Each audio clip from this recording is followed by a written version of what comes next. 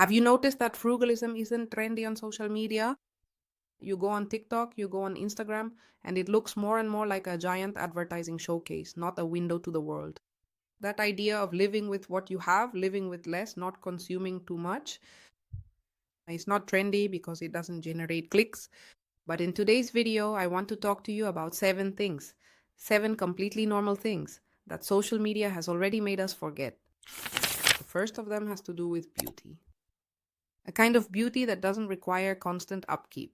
I'll give you my opinion. With this, I don't mean, and I want to make this clear from the start, that I don't think it's good to spend time on yourself in an aesthetic way. Like going to the hairdresser, getting your makeup done one day if you feel like it, or if you have an event, whatever it may be.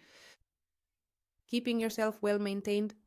It's certainly good to look good, but I really think there's a terribly big difference when we stop normalizing the fact that, as redundant as it sounds, we are all just perfectly ordinary and normal people, okay?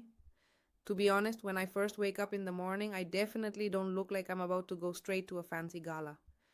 I mean, I don't wake up with my hair freshly styled at a professional salon, and I'm certainly not getting my nails done every single day or even every single week, you know?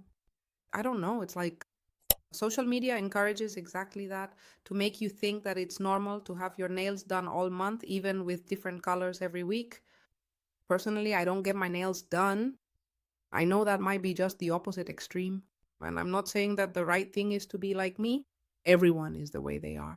And if you like, for example, going every so often to get your nails done, your hair done, or whatever you want, because it's a moment to relax, because it's a time when you feel amazing, well, that's fine. I'm not saying otherwise. What isn't okay is that stop normalizing the idea that if a girl one day or a guy goes out in sweatpants or appears here on screen telling you something, you shouldn't expect them to look like they're going to an event. Because we're normal people. We're not just mannequins, and that is exactly the point I am trying to make. I created this channel specifically to share a meaningful message with the world, to reach many more people, and to try to talk to you one on one in a calm moment, and that is really the heart of it all. It is not about showing myself off or seeking attention, and it's not about trying to look super attractive all the time whenever I am in front of the camera. There are plenty of days when I look worse, and you'll see that actually. There are times when I have more dark circles, I'm better or worse made up, my hair is more done or less so, like today. Well, I'm recording in the morning, which is the video you'll see later in the afternoon. And I got up, put on a sweatshirt, put my hair in a bun, and drew a little eyeliner because I like the makeup I wear every day. I've been doing it since I was 17 and it's become part of my routine. And I feel good about myself. But if I did feel good, for example, with a bare face, then I wouldn't see any problem with that either. That's what I'm getting at. We shouldn't keep normalizing the idea of showing up here looking like a diva every day, because it's not true. Because that influencer you like so much wakes up with sleep in their eyes. Then many days they don't put on makeup, many days they don't look their best. That's what a normal person is like, not what they're trying to sell us all through social media. For what?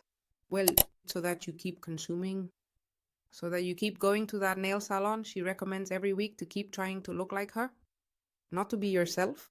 And it also happens, if you notice, with cosmetic surgeries. How many girls do you see every day? And I say girls again because I think there are more girls than boys, although there are also boys who get surgery. I've seen quite a few lately too. But I think women have been doing it for longer. Guys started a bit later. All the faces look the same? I don't know. I see the beauty from 50 years ago in the women who appeared in certain movies or whatever, and I saw different faces. Even if one of them had a prominent nose, well, beauty is also subjective. You might find someone more or less attractive, but of course it loses its charm, it loses its appeal when all the faces we see on screen, and not just on screen, even on the street, when you get together with groups of people, they're the same face. I mean, the same features replicated, same noses, same mouths. What's going on? I'll say it again, this is just my personal opinion. If you've had surgery, it's because you felt you needed to. Well, I mean, sometimes there are physical features or things about a person that cause an impact on their self-esteem. Many times it's like, hey, I don't have a chest. I want to get something done to feel better about myself. I don't see anything wrong with this, but I don't know everyone getting the same face. The second point I want to discuss with you also has to do with aesthetics, and it's about clothing. The fact that people wear the same styles, the same outfit, as they say nowadays, 3 or 4 times a week. What's going on? Wearing the same clothes, it's the same thing. You see the typical girl who appears on Instagram, who posts stories every day, and every single day she's wearing different outfits. What happens if you don't have that many clothes? Or if you don't want to have them? I don't want to have that many clothes. I don't want to spend my money on clothes. I mean, the money I can save because I work and earn it in some way, I'd rather spend it on other things. Specifically on my savings, like we've said before, if I have to spend, I spend it on traveling, and that's it. Why? Because I enjoy it, because I like it, and because that's what fulfills me. But I don't want to spend my money on having a different outfit every day. There's nothing wrong with repeating clothes, and if you don't have them, that's fine too. You don't have to own them. You don't have to earn more just to look like that person you see at 10. Honestly, this really gets on my nerves. Because what about those people who don't have the financial means and who are constantly seeing that girl with yet another top, another sweatshirt, more pants, more sneakers? Come on. Enough already, right? That's what I think. That's what I say. If you have aspirations to earn more money so you can buy yourself more things, that's not bad, but wearing different clothes every single day, even changing outfits between morning and afternoon, just because I show up here in the morning, because I'm going on and on about how I bought myself or no, even better, that someone gave me a lipstick from such and such brand, and in the afternoon I show up at an event in a different dress. Honestly, in the world we live in and with the way things are, I don't know, you disgust me. I'm sorry, but that's how I see it. And not precisely because, in my case, I don't have the luck right now to be able to buy certain things. So at some point, I haven't had it, and I had to keep wearing the same pants over and over again out of necessity because I couldn't afford to buy others. And we'll talk about this at some point. As I always tell you, every person you see here has a past and has gone through certain things. And I have gone through certain things that maybe one day I'll dare to share with you here. Today I decide that this sweatshirt in the 50 videos we've made for the channel has appeared 40 times. But I decide this because I'm aware of what I buy. I don't want to buy more, and that's it.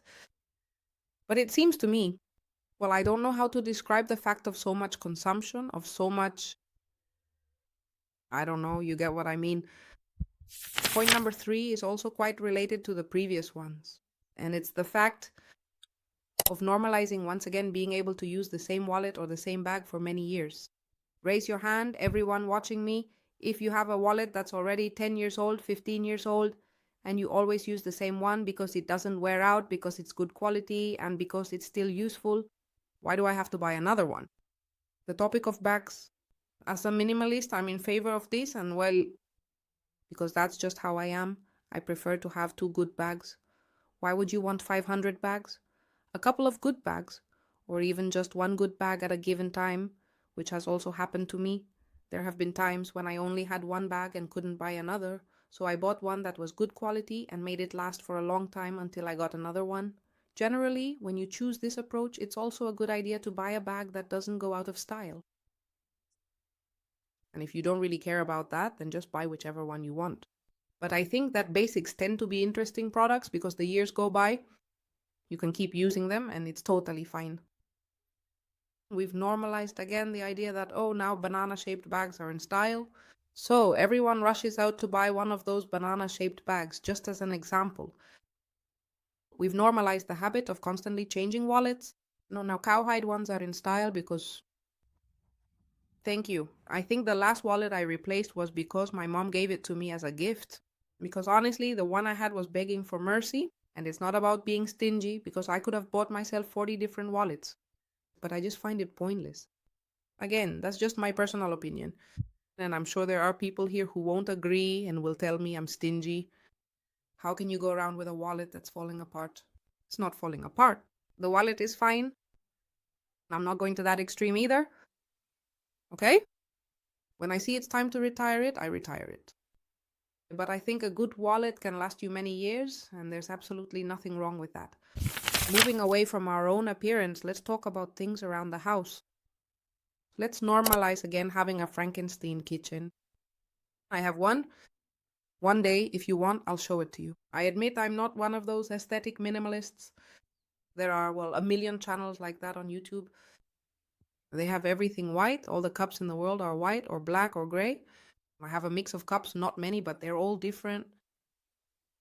I have white ones, I have another red one, I have this one, which, as you can see, is not minimalistic at all, supposedly.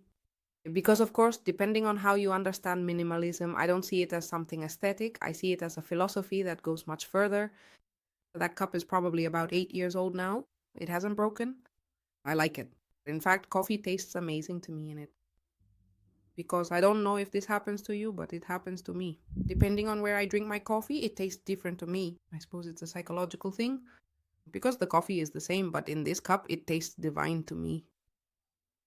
So I don't throw it away. What happens? That this way, if I have 4 cups, they're all different. Well, that's because I didn't buy them all at once either. I buy things when the previous ones break, so I don't always find the same model. And there are some things I like that have nothing to do with the ones I already have. Why shouldn't I buy it for myself? Well, I like it, and that's that. This one has checkered patterns. The same thing happens with plates. It's something that amuses me, and I'm going to tell you about it here. When you have a guest at home, say a friend or in-laws, for example, I'm not going to go into details because there are people who watch me who are from my family or acquaintances, and I'm sure they'll figure me out with this video.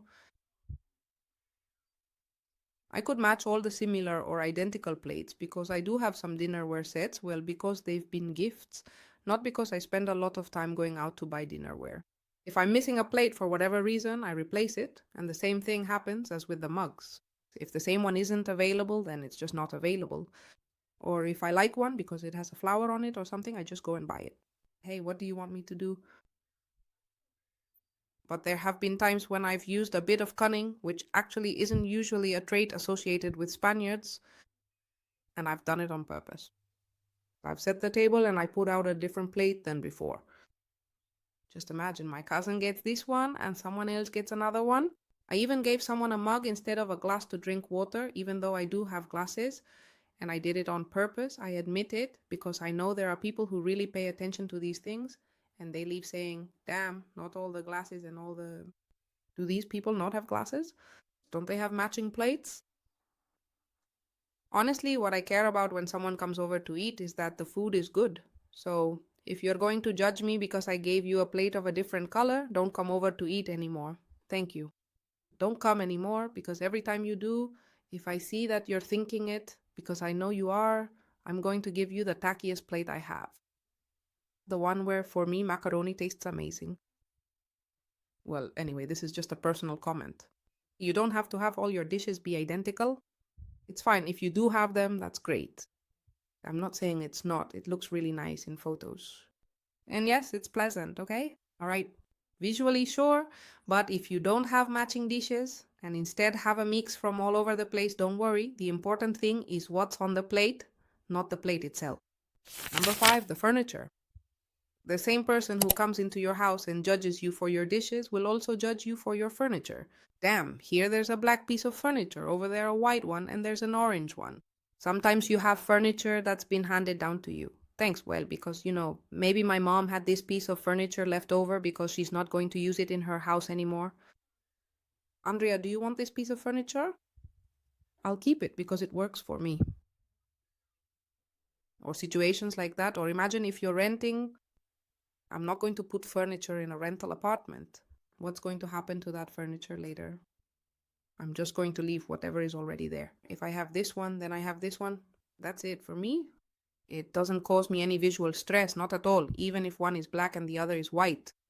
If they're useful in a rental apartment, like I said, why would I change them?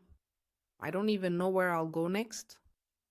And what if I move to a wooden cabin in the mountains? I wish. What am I going to do with all this furniture? The lighter I travel, the better? Another personal opinion. No, I don't think it's even remotely normal to judge yourself for these silly things. No, I'm not going to record this video because I've already seen this.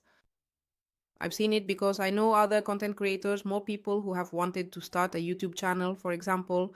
No, it's just that but how am I supposed to record in this house? Yeah, it's horrible. Damn. But I mean, is it really important whether there's a white wall here or a green piece of furniture? I don't think so. I think you have to go a little further than that. I imagine that what's important is the message from the person who's speaking to you. You can't stop doing something you think you might like, something that's your dream. There are a lot of people who dream of starting a YouTube channel and don't do it precisely because of that. Because how am I going to show this house if most of the channels I see have perfect houses and mine is horrible? We keep putting obstacles in our own way, but it's precisely because of everything we see. Because we see that all the content creators' houses are wonderful. And in fact, as soon as they can, they make sure to show them off. Hey, this sofa is from I don't know where. Hey, this wardrobe is from such and such place. Yes, that's all well and good. But if you have a piece of furniture that's really ugly, it's no big deal. At least I'm not the kind of person who watches a video and focuses on the furniture. I'll pay attention to what you're saying and whether your content interests me or brings me some value. Not whether the wall looks pink or gray. Last point. Have you ever noticed any famous influencer or celebrity on social media these days taking the time to actually repair something that has recently broken? For instance, this specific shoe buckle just snapped on me, even though the shoe is only about 6 months old. Because I needed them right away, I have already gone ahead and bought another pair. I haven't seen on any case anyone saying, well, I'm going to try to fix it. I'm going to go to the cobbler to give him a bit of work since this profession still exists. And let's try to repair this buckle because the shoe is still new. No, right away it's, oh, this brand now has these boots. I don't know how much they cost. They're wonderful, and here's a 15% discount. And here we're going to make a brief aside to explain something to you, just very quickly. It's completely normal for a content creator to agree to do certain collaborations with some brands in order to earn a bit more money. Why? I'll explain it to you, okay? Because you might say, well, you're kind of going against what you're explaining. No, not at all. The thing is that platforms like YouTube, for example, do pay something for the videos you make, but it's much less than what you probably think. To actually earn a salary from YouTube, for example, I'm mentioning YouTube because that's where we are right now. You need a huge number of views, a lot of engagement, and a lot of consistency like you to be able to earn that AdSense money that could support you. Let me give you a clear example. If you make videos daily, if you invest in your videos, well, it depends on what kind of channel it is. There are videos that will cost you money, and of course, they also cost you time. You can't do another job at the same time because depending on what you're doing, you just don't have time for much else. So living solely off the money you generate from the platform is often a bit complicated. That's why it's completely normal to look for certain brands that align with your principles and that you personally use. For example, I don't know, I wear this sweatshirt, this particular brand, and you often see me here wearing this sweatshirt. I talk to the company, they pay me a little to mention them in one of my videos, and I offer you a discount. It's normal because otherwise we wouldn't be able to do this for a living. Precisely because of that, because people are very mistaken. They think you make a ton of money from the platforms, but that's not the case. The biggest amount of money, and now I'll get to the other part, comes from collaborations, from those sponsorships with certain brands. And why do I say I'll get to the other part? Well, because what I don't think is normal is that there are so many influencers or creators who take the first collaboration that comes their way. You get an email or a company contacts you with a bunch of products that have nothing to do with the things you talk about. Many times you haven't even tried them because you haven't had time, and you take the collaboration just because they're going to pay you. You're selling your soul to the devil, so to speak. It's something I just don't understand. I'm not in favor of this. So if at any point I recommend a product to you, it's because I've spent some time using it myself and because I know it could be useful for you since you share certain principles with me as well. Now, for example, I'm trying to work on releasing my own 90-day planner, which of course I'll bring to the channel for the same reason. Because I've used it, I use it myself. I'm quite creative. I like to do things by hand. I've created the PDF. I'm looking into how to print it to produce the physical planner. and I would really like to share it as a product with you because I know it's useful and because, in a way, it also helps me precisely by monetizing in that way. Because it would be very foolish to think that we don't need to eat here, that the person you see behind the camera doesn't eat. They have to make a living somehow. And if they're spending more and more time on social media, they have to find a way to monetize all this work because making videos takes effort and work. Don't think it's just about sitting down and that's it. So this is something I wanted to explain to you. Not long ago, I came across a girl whom I really appreciate because I really like her content. It's very cinematic, very beautiful, very well crafted, and she talks about things like how she lives in the mountains, about self-sufficiency, about consuming fewer and fewer resources. Then it turns out that a few days ago I saw a reel where she was sponsoring a car brand, which I won't mention here, that only makes electric cars. Not long ago I was researching and found out that manufacturing these cars actually consumes a lot more resources than older cars. Do you realize the things we do for money? How much do you think they paid her? Because it's a really big brand. Well, I'm sure they paid her a fortune, and of course, how could you say no? That's why I was saying it's like selling your soul to the devil. You're sponsoring something that goes completely against everything you talk about on your social media. I don't get it. I don't get it because you're not being consistent. You're not following through with everything you say. It doesn't make sense. Well, I'm going to wrap up the video here. What I wanted to say with all of this, aside from the side note we've already made, is that it's completely normal to fix certain things that still work. Fix that shoe if it's still in good shape and you can use it. Fix that table leg if it's just a minor issue. It's fine. There's no need to buy a new one when the old one can still be useful. That's about it. See you on Sunday. I hope you're doing well. Sending you a kiss. Bye bye.